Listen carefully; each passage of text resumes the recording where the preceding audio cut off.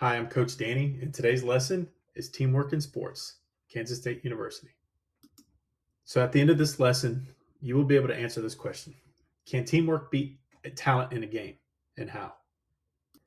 So, for the course overview, this is going to be required with hands on participation from everybody.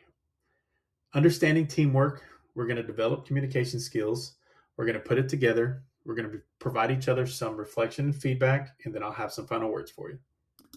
So, for the first objective, the foundation of team success. Students will explore how legendary sports teams utilize teamwork to surpass individual talents and achieve legendary victories. The goal is for students to understand why we focus on teamwork. Most of you have a smart device or some sort of computer. Once you get home, I want you to research just any sports team that you can think of. It could be a basketball team, it could be a football team, it could be a soccer team. Look how they operate. See that if they've won any championships and see how they've done it. Look up different conversations from players that talk about teamwork. For this class activity, I want you to have a warm-up game. It could be passing a ball, it could be a relay race. What this is going to do, it's going to be used to introduce the teamwork concepts, and it's going to help you see how we can work together to succeed in passing this ball or having this relay or any team activity we're doing together. Are you ready to get started? Let's get started. All right, guys, that was great. We're not there yet. We're on to our next objective. Now we're going to learn mastering our communication skills. So for this objective, you'll learn to practice key verbal and nonverbal communication skills that make sports teams excel by participating in role-playing to simulate real-game communication challenges.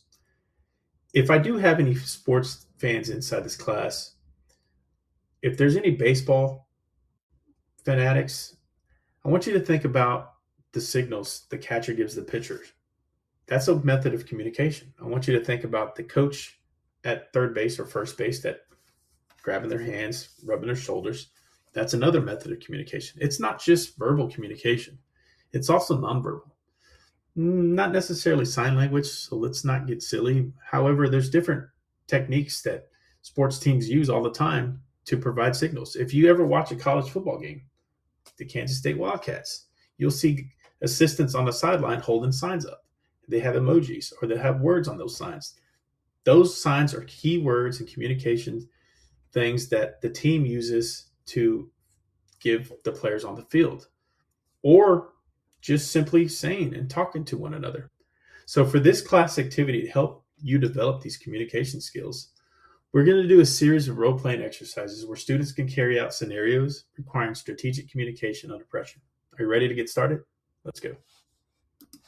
All right, guys, you're starting to come around. It's starting to look like a team, but we're not there yet, okay?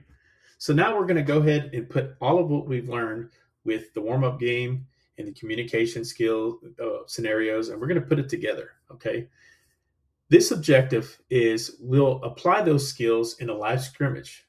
And I want you guys to focus on the teamwork and the communication as we play any game that you choose. It could be soccer, it could be basketball, it could be volleyball, it could be kickball, whatever you decide what this activity is going to require. I want you to organize a scrimmage that focuses on teamwork and communication.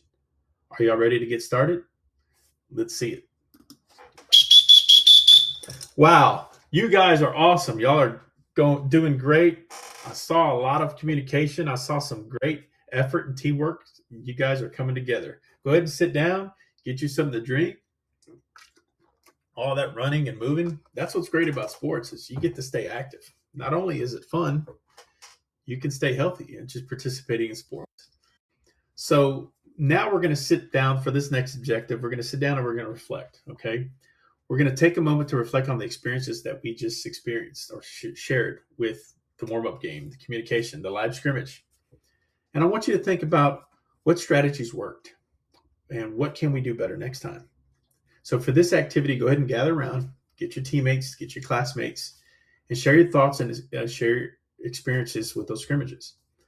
You're going to receive feedback from each other and also any peers or teachers that are in the classroom with you.